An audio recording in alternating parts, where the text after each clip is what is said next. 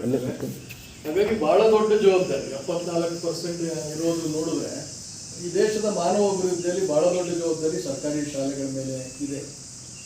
ಆದರೆ ಎಲ್ಲೋ ಒಂದು ಕಡೆ ನನ್ನ ಭಾಗದಲ್ಲಂತೂ ನನಗೆ ಭಾರಿ ನೋವಾಗುತ್ತೆ. ನನಗೆ ಈ ಭಾಗದ ಅಷ್ಟು ಅನುಭವ ಇಲ್ಲ, ಎಲ್ಲ ಶಾಲೆಗಳು ಹೀಗೆ ಇದಾವೆ ಅಂತ ಹೇಳಿ ಮೇಡಮ್ ಹೇಳಿದ್ರು. ಆದರೆ ನಮ್ಮ ಭಾಗದಲ್ಲಿ ಆ ಥರ ಇಲ್ಲ. ಆಮೇಲೆ ನಮ್ಮ ಭಾಗದಲ್ಲಿ ಆ ಶಿಕ್ಷಕರಿಗೂ ಆ ಥರದೊಂದು ಬದ್ಧತೆನ ನಾನು ನೋಡಿಲ್ಲ. ಈಗ ಯಾರು ಕೆಲಸ ಮಾಡ್ತಾರೆ ಅಂದರೆ ನಾನು ಅದನ್ನು ಹೇಳ್ತಿದ್ದೆ, ನಿಮ್ಮಲ್ಲಿ ಯಾರು ಆ ಥರ ಮಾಡೋದಿಲ್ವ. ಈಗ ನಮ್ಮ ಶಾಲೆಯಲ್ಲಿ ಕೆಲಸ ಮಾಡೋ ಶಿಕ್ಷಕರಿಗೆ ಉದಾಹರಣೆ ನಾನು ಸ್ವಂತ ಅನುಭವ ಹೇಳ್ಬೇಕಂದ್ರೆ ನಮ್ಮ ಶಾಲೆಯಲ್ಲಿ ಈಗ 5 ಪೋಸ್ಟ್ ಖಾಲಿ, ಒಟ್ಟು 11 ಶಿಕ್ಷಕರಾಯಿತು. ಟ್ರಾನ್ಸ್ಫರ್ ಕೌನ್ಸಿಲಿಂಗಲ್ಲಿ ನಮ್ಮ ಶಾಲೆ ಯಾರು ತಗೊಳ್ಳೋದು? ಯಾಕಂದ್ರೆ ತುಂಬ ಡೆವಲಪ್ಡ್ ಶಾಲೆ, ಮಕ್ಕಳ ಸಂಖ್ಯೆ ಜಾಸ್ತಿ ಇದೆ. ಆಮೇಲೆ ಅಲ್ಲಿ ನಾವು ಸಮುದಾಯ, ನಾವು ಊರಿನವರು ತುಂಬ ಭಾಗಿಯಾಗ್ತೇವೆ. ನನ್ನ ಶಾಲೆ ಒಂದು ಖಾಸಗಿ ಶಾಲೆಗಿಂತ ಚೆನ್ನಾಗಿದೆ. ನಮ್ಮ ದೊಡ್ಡ ಪ್ರೊಸೀಜರ್ ಥಿಯೇಟರ್ ಇದೆ. ಆಮೇಲೆ ನಾವು ಫುಲ್ ಡಿಜಿಟಲೈಸ್ ಮಾಡಿದ್ವಿ, ಪ್ರತಿ ಕ್ಲಾಸನ್ನು ಎಲ್ಲ ಡಿಜಿಟಲೈಸ್ ಆಗಿದೆ. ಸಪ್ರೇಟ್ ಲ್ಯಾಬ್ಗಳಿದೆ ಎಲ್ಲ ಸಬ್ಜೆಕ್ಟ್ಗೆ. ಅದರದ್ದೊಂದು 20 ವರ್ಷದಲ್ಲಿ ಡೆವಲಪ್ ಮಾಡಿದ್ದೀವಿ. ಅಷ್ಟೆಲ್ಲ ಇದೇನ ಕಾರಣಕ್ಕೆ ಅನ್ಬೋದು ಆ ಥರದ ಪರಿಸ್ಥಿತಿ. ಈಗ ನೋಡಿ, ಡೆಪ್ಟೇಷನ್ ಹಾಕ್ಬೇಕಂತ ಹೇಳಿ ಸರ್ 1 ವರ್ಷದಿಂದ ಅಧಿಕಾರಿಗಳು ಸತತ ಪ್ರಯತ್ನ ಮಾಡ್ತಿದ್ದಾರೆ. ಒಬ್ಬ ಶಿಕ್ಷಕ ಅಥವಾ ಶಿಕ್ಷಕಿ ನಮ್ಮ ಶಾಲೆಗೆ ಬರೋಕ್ಕೆ ತಯಾರಿಲ್ಲ. ಆಮೇಲೆ ನಮ್ಮ ಶಿಕ್ಷಕರು ಭಾರಿ ನಿಮಗೆ ಏನು ಎಕ್ಸ್ಟ್ರಾ ಸಂಬಳ ಕೊಡ್ತಾರ, ಯಾಕೆ ಅಷ್ಟೊಂದು ಮಕ್ಕಳು ವ್ಯಾಲ್ಯೂಯೇಷನ್ ಮಾಡಬೇಕು, ಪಾಠ ಮಾಡಬೇಕು. ಆಮೇಲೆ ನನ್ನನ್ನು ತಿಕ್ಲ ಅಂತ ಬರೀ ಕರೀತಾರೆ. ಅದನ್ನು ನೋಡಿದ್ರೆ ಅವನಿಗಂತೂ ತಿಕ್ಲು, ಯಾವಾಗಲೂ ಮಕ್ಕಳು ಪಾಠ ಅದು ಇದು ಓಡಾಡ್ತಾನೆ, ನೀವು ಹಂಗೆ ಆಡ್ತೀರಿ, ಈ ಥರದ್ದೆಲ್ಲ. ಅದರ ನಡುವೆ ನೀವು ಭಾಳ ಕಮಿಟ್ಮೆಂಟ್ ಇದೆ. ಎಲ್ಲದಕ್ಕಿನ್ನೂ ದುಡಿದು ಯಾವತ್ತೂ ನಮ್ಮಂಥ ದಾನಿಗಳಿಂದ ಸಹಾಯ ಪಡೆದು, ಸರ್ಕಾರದಿಂದ ಶಾಲೆ ಸಹಾಯ ಪಡೆದು ಒಂದು ಸರ್ಕಾರಿ ಶಾಲೆನ ಡೆವಲಪ್ ಮಾಡೋದು ಭಾಳ ದೊಡ್ಡದಲ್ಲ. ಅದೊಂದು ಕಮಿಟ್ಮೆಂಟ್. ಆದರೆ ನೀವುಗಳೇ ನಿಮ್ಮ ಸ್ವಂತ ಹಣವನ್ನು ಹಾಕಿ ಇದು ನನ್ನದೇ ಶಾಲೆ ಅನ್ನೋ ಥರ ಕೆಲಸ ಮಾಡ್ತಿರೋದು ನೋಡಿದ್ರೆ ನಿಜವಾಗ್ಲೂ ನಾಯಕರಿಗೆ ಮತ್ತು ನಿಮ್ಮೆಲ್ಲರಿಗೂ ತುಂಬ ದೊಡ್ಡ ಹೃದಯ ಇದೆ. ಮಕ್ಕಳು ಬರುವಾಗಿರುವಂಥ ಬದ್ಧತೆ ಮತ್ತು ಪ್ರೀತಿ ಯಾರಿಗೆ ಆ ಹೃದಯ ಮಿಡಿಯುತ್ತೆ ಅವ್ರು ಮಾತ್ರ ಈ ಕೆಲಸ ಮಾಡಲಿಕ್ಕೆ ಸಾಧ್ಯ. ಬೇರೆ ಯಾರು ಇದು ಬಿಲ್ಲು ಬೆಲ್ಲು ಅಂತ ನಮ್ಮ ಕಡೆ ಒಂದಿದೆ, ಯಾರು ಬಿಲ್ಲು ಮತ್ತು ಬೆಲ್ಲಿನ ಶಿಕ್ಷಕರಿದ್ದಾರೆ ಅವ್ರಿಗಿದು ಸಾಧ್ಯ ಇಲ್ಲ. ಯಾರು ನಿಜವಾದ ಶಿಕ್ಷಕರಿದ್ದಾರೆ, ಯಾರಿಗೆ ಮಕ್ಕಳ ಬಗ್ಗೆ ಕಾಳಜಿ ಇದೆ, ಅವ್ರು ಮಾತ್ರ ಈ ಕೆಲಸ ಮಾಡ್ಲಿಕ್ಕೆ ಸಾಧ್ಯ. ಆಮೇಲೆ ನೀವು ಮಕ್ಕಳೇ, ನೀವು ನಿಜವಾಗ್ಲೂ ಪುಣ್ಯವಂತರು. ಈಗ ಒಳ್ಳೆ ಶಿಕ್ಷಕರು ಸಿಗಬೇಕಾದ್ರೆ ಅದು ನಿಮಗೆ ನೀವು ಭಾಳ ಶ್ರಮಿಕ ವರ್ಗದಿಂದ ನಿಮ್ಮ ತಂದೆ ತಾಯಿಗಳಿಗೆ ಬದುಕು ಕಟ್ಕೊಳ್ಳೋದೇ ಭಾಳ ಕಷ್ಟ. ದಿನ ಬೆಳಗ್ಗೆ ಅಂದರೆ ಹೊತ್ತು ಒಪ್ಪತ್ತಿನ ಊಟಕ್ಕೆ ಅವರು ಹೋರಾಟ ಮಾಡಬೇಕಾದ ಸಂದರ್ಭದೊಳಗಡೆ ನಿಮ್ಮ ಬದುಕನ್ನು ಕಟ್ಟೋದವ್ರಿಗೆ ಅಷ್ಟು ಸುಲಭ ಅಲ್ಲ. ನಿಮ್ಗೆ ಊಟ ಹಂಚಿಕೊಡೋದೇ ಒಂದು ದೊಡ್ಡ ಕಷ್ಟ ಅನ್ನೋ ಸಂದರ್ಭದೊಳಗಡೆ ನಾನು ಯಾವತ್ತೂ ನಮ್ಮ ಶಿಕ್ಷಕರಿಗೆ ನಾನು ಹೇಳ್ತಿರ್ತೀನಿ, ಹಳ್ಳಿಲಿ ಕೆಲಸ ಮಾಡೋ ಶಿಕ್ಷಕರು ಶಿಕ್ಷಕರಾಗೂ ಕೆಲಸ ಮಾಡಬೇಕು, ತಂದೆ ತಾಯಿ ಕೆಲಸನೂ ಮಾಡಬೇಕು. ಯಾಕೆಂದರೆ ಹಳ್ಳಿ ಮಕ್ಕಳಿಗೆ ಪೇರೆಂಟಿಂಗ್ ಸಿಗಲ್ಲ. ಅವ್ರು ಬೆಳಿಗ್ಗೆ ಎದ್ದ ತಕ್ಷಣ ಕೂಲಿ ಹೋಗ್ಬೇಕು, ಅವ್ರದೇ ಜವಾಬ್ದಾರಿಗಳು. ಹಾಗಾಗಿ ಮಕ್ಕಳನ್ನ ಕಾಳಜಿ ವಹಿಸೋದಿಲ್ಲ. ಇದು ನೀವೇನು ಉಪಹಾರದ ಹೇಳಿದ್ವಿ, ಎಲ್ಲ ಗ್ರಾಮೀಣ ಪ್ರದೇಶದವರ ತುಂಬ ಶ್ರಮಿಕ ವರ್ಗ ಇರುವಂಥ ಗ್ರಾಮಗಳದೆಲ್ಲ ಈ ಸಮಸ್ಯೆ. ನೀವು ಉಪಹಾರ ಕೊಡೋ ವ್ಯವಸ್ಥೆನೂ ಮಾಡಿ. ಎಲ್ಲಕ್ಕಿಂತ ದುಡ್ದು ಲಾಕ್ಡೌನ್ ಆಯಿತು ಅಂದರೆ ಮನೆ ಹತ್ರ ತಗೊಂಡು ಊಟ ಕೊಡೋದಿದೆಯಲ್ಲ, ಇಲ್ಲಿ ಬಂದಾಗ ಕೊಡೋದು ಬೇರೆ.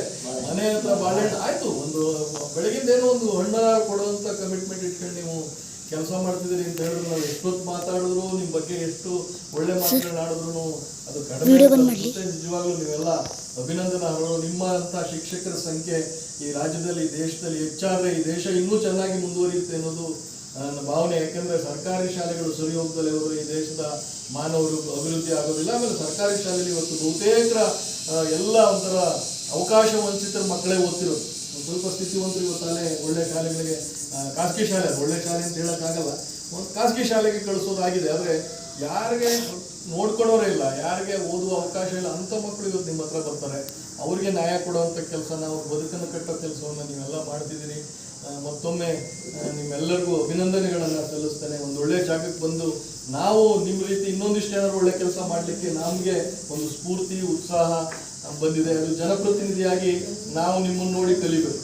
ಒಬ್ಬ ಸರ್ಕಾರಿ ಕೆಲಸದಲ್ಲಿರೋ ನೀವು ಜನಪರವಾಗಿ ಕೆಲಸ ಮಾಡ್ತಿರೋದನ್ನ ಜನಪ್ರತಿನಿಧಿಗಳಾಗಿ ನಾವು ಕಲಿಯೋದು ಭಾರಿ ಇದೆ. ಇಲ್ಲ ಒಂದಷ್ಟು ಕಲ್ತಿದ್ದೀನಿ ಅಂತ ಹೇಳಿ ಮತ್ತೊಮ್ಮೆ ಅಭಿನಂದನೆ ಸಲ್ಲಿಸಿ.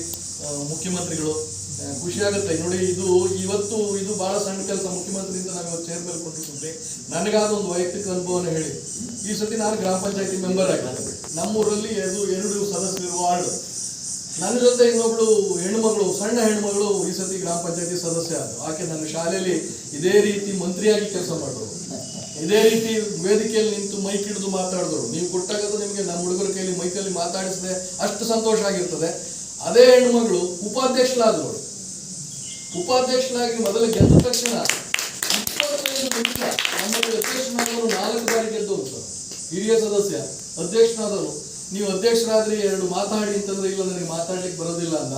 ಆ ಹೆಣ್ಣುಮಗಳು 25 ನಿಮಿಷ ಎಷ್ಟು ಅದ್ಭುತವಾಗಿ ಮಾತಾಡಿದ್ರು ಅಂದ್ರೆ ಅವಳು ಹೇಳಿದ ಒಂದು ಮಾತು, ನಾನು ರಾಜಕೀಯದಲ್ಲಿ ಮೊದಲನೇ ಹೆಜ್ಜೆಯನ್ನ ಇಟ್ಟಿದ್ದೇನೆ, ಅದು ನನಗೆ ಅದು ಇದು ಅವಿಶ್ವಾಸ, ಅದು ಯುನಾನಿಮಸ್ ಆಗಿ ಆಯ್ಕೆ ಮಾಡಿದ್ದೀರಿ, ನನ್ನ ಮೊದಲನೇ ಹೆಜ್ಜೆ, ಇಲ್ಲಿ ಬರುವ ತಪ್ಪು ಒಪ್ಪುಗಳನ್ನು ನೀವು ಒಳ್ಳೆಯದು ಮಾಡಿದಾಗ ಬೆನ್ನು ತಟ್ಟಿ, ಕೆಟ್ಟದ್ದು ಮಾಡಿದ್ರೆ ತಿದ್ದಿ, ನಾನು ಸುದೀರ್ಘವಾಗಿ ಈ ಕ್ಷೇತ್ರದಲ್ಲಿ ಬೆಳಿಬೇಕಂತ ಆಸೆ ಇಟ್ಟಿದ್ದೇನೆ ಅಂತ ಮಾತಾಡಿದ್ರು. ಅವಾಗ ನಾನು ಒಂದು 20 ವರ್ಷ ಸರ್ಕಾರಿ ಶಾಲೆಗಳು ಕೆಲಸ ಮಾಡಿದ ಖುಷಿ ನನಗೆ ನಿಜವಾದ ದೊಡ್ಡ ಪೀಕ್, ಔನ್ನತ್ಯವನ್ನು ನಾನು ಅವತ್ತು ಹೊಂದಿದೆ ಅಂತ ನನಗೆ ಇವತ್ತು ಭಾರಿ ಖುಷಿ ಆಗುತ್ತೆ. ಇವನು ಒಂದಿನ ಆ ಥರದ ಈ ಕ್ಷೇತ್ರ ಶಾಸಕನಾಗಲಿ, ಸಾಧ್ಯ ಆದ ಮುಖ್ಯಮಂತ್ರಿನೇ ಆಗಲಿ ಅನ್ನೋದು ಆಸೆ. ಅದಕ್ಕೆ ಇವತ್ತಿನ ಈ ಸಣ್ಣ ಮೈಕು ನಾಂದಿ ಆಗಲಿ, ವೇದಿಕೆ, ಈ ಮಂಟಪ ನಾಂದಿ, ನಮ್ಮಲ್ಲೂ ಒಂದು ಈ ಥರದ ಒಂದು ರಂಗಮಂದಿರ ಇದೆ, ಅದು ಅದರ ಸಾಧ್ಯತೆಗಳೇ ಬೇರೆ. ಈ ರಂಗಮಂದಿರದ ಸಾಧ್ಯತೆಗಳು ನಿಮ್ಮ ಕ್ಲಾಸ್ ರೂಮ್ಗಿನ್ನ ದೊಡ್ಡ ಸಾಧ್ಯತೆಗಳು, ಅವಕಾಶಗಳನ್ನ ಈ ರಂಗಮಂದಿರ ತೆರೆದಿರುತ್ತೆ ಮಕ್ಕಳ ಮುಂದೆ ಅನ್ನೋದು ನನ್ನ ಅನುಭವ. ಈ ನಿಟ್ಟಿನಲ್ಲಿ ಇದು ಒಂದು ಒಳ್ಳೆಯ ಕೆಲಸನ ಯಾರಿಗೆ ಸಾಧ್ಯನೇ ಇಲ್ಲ, ರಸ್ತೆ ಓಡಾಡ್ತಿರೋ ಮಕ್ಕಳು ಈ ದೇಶ ಆಡುವಂಥ ಪರಿಸ್ಥಿತಿ ನಿರ್ಮಾಣ ಆಗಲಿ, ಒಳ್ಳೆಯದಾಗಲಿ, ನಿಮ್ಮೆಲ್ಲರಿಗೂ ಒಳ್ಳೆಯದಾಗಲಿ ಅಂತ ಹೇಳಿ ನನ್ನ ಮಾತು